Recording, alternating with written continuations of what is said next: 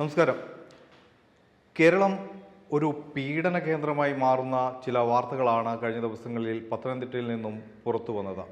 നമുക്കറിയാം, വർഷങ്ങൾക്ക് മുമ്പ് സൂര്യനെല്ലി കേസ്, സൂര്യനെല്ലി പെൺകുട്ടി ആ പേരിൽ അറിയപ്പെട്ട ഹതഭാഗ്യയായ പെൺകുട്ടിയുടെ കഥ നമ്മൾ കേട്ടറിഞ്ഞതാണ്. രാത്രിയും പകലുമില്ലാതെ അങ്ങനെ ആ ഒരു രീതിയിൽ ഒരു പെൺകുട്ടി അനുഭവിച്ച പീഡന കഥ. പിന്നീട് അതിൽ പ്രമുഖരായ പലരും പ്രതിപട്ടികയിൽ വരികയും പിന്നീട് അതിൻ്റെ വിചാരണയും ശിക്ഷാ നടപടികളൊക്കെ തന്നെ മുന്നോട്ട് പോവുകയും ചെയ്തതാണ്. അതേ രീതിയിൽ മറ്റൊരു സൂര്യനെല്ലി എന്ന പേരല്ലെങ്കിലും പത്തനംതിട്ട പീഡനം എന്ന പേരിൽ ഒരു പെൺകുട്ടിയുടെ കഥനകഥ, അല്ലെങ്കിൽ ആ പെൺകുട്ടി 13 വയസ്സ് മുതൽ അനുഭവിച്ച 18 വയസ്സ് വരെ അനുഭവിച്ച ആ ഒരു ക്രൂരതയുടെ കഥകളും യാഥാർത്ഥ്യങ്ങളും ആണ് പുറത്തേക്ക് വരുന്നത്. ഈ ഒരു പീഡനവുമായി ബന്ധപ്പെട്ട് ഇപ്പോൾ 30ഓളം പേർ പോലീസ് കസ്റ്റഡിയിലുണ്ട്. 13ാമത്തെ വയസ്സിൽ തൻ്റെ കാമുകൻ നടത്തിയ ചില കുതന്ത്രങ്ങൾ വഴിയാണ് ഈ പെൺകുട്ടി ഇത്തരത്തിൽ ചതിക്കപ്പെടുകയും പിന്നീട്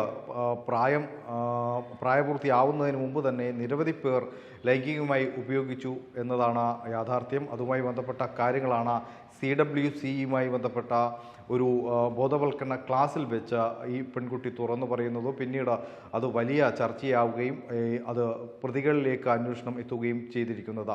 ഇപ്പോൾ ഏറ്റവും ഒടുവിൽ DIG അജിത ബീഗം ഈ ഒരു പ്രത്യേക അന്വേഷണ സംഘത്തിന് നേതൃത്വം നൽകും എന്നാണ് ഇപ്പോൾ സർക്കാരിൻ്റെ ഭാഗത്തു നിന്നും വന്നിരിക്കുന്ന പ്രധാനപ്പെട്ട തീരുമാനം. കഴിഞ്ഞ ദിവസങ്ങളിൽ അറസ്റ്റിലായവരിൽ പല തരത്തിലുള്ള ആളുകളുണ്ട്. ഈ പെൺകുട്ടിയുടെ അയൽക്കാരായ ആളുകളുണ്ട്, കൃത്യമായി നാട്ടുകാരാണ്, തൊട്ടടുത്ത നാട്ടുകാരുണ്ട്. അറസ്റ്റിലായ ചെറുപ്പക്കാരിൽ +1 വിദ്യാർത്ഥികൾ, +2 വിദ്യാർത്ഥികൾ, പ്രായപൂർത്തിയാകാത്ത ആളുകൾ ഒക്കെ ഈ കേസിൽ പെട്ടിട്ടുണ്ട്. പ്രതിശ്രുത വരൻ അടുത്ത ദിവസം കല്യാണം നിശ്ചയിച്ചിരുന്ന ഒരു യുവാവ് ഈ കേസിൽപ്പെട്ട ജയിലിലേക്ക് പോകുന്ന കാഴ്ച നമ്മൾ കണ്ടു. അത്തരത്തിൽ വളരെ വലിയ ഒരു ഗ്യാങ് അല്ലെങ്കിൽ സെക്സ് റാക്കറ്റാണ് ഇതിന് പിന്നിൽ. ഈ ഒരു പീഡനവുമായി ബന്ധപ്പെട്ട സെക്സ് റാക്കറ്റിൻ്റെ കഥകളാണ് അല്ലെങ്കിൽ യാഥാർത്ഥ്യങ്ങളാണ് വാർത്തകളായി പുറത്തേക്ക് വരുന്നത്. എന്തായാലും കേരളം ലജ്ജിക്കേണ്ട ഒരു അവസ്ഥയിലൂടെ തന്നെയാണ് കാര്യങ്ങൾ മുന്നോട്ട് പോകുന്നത്. 13 വയസ്സ് മുതൽ 18 വയസ്സ് വരെ ഒരു പെൺകുട്ടി അനുഭവിച്ചതിൻ്റെ ഒരു ക്രൂര കഥകൾ അല്ലെങ്കിൽ അത്തരം വാർത്തകൾ, ഇതൊക്കെ നമ്മുടെ കേരളത്തിൽ തന്നെയാണോ നടക്കുന്നത് എന്ന് ഓരോ വാർത്ത ബുള്ളറ്റിനും കഴിയുമ്പോൾ, ഇതുമായി ബന്ധപ്പെട്ട വാർത്തകൾ അറിയുമ്പോൾ നമ്മൾ സ്വയം ചിന്തിച്ചു പോകുന്ന കാര്യമാണ്. എന്തായാലും വളരെ അപമാനകരം എന്ന് തന്നെ പറയേണ്ടിയിരിക്കുന്നു.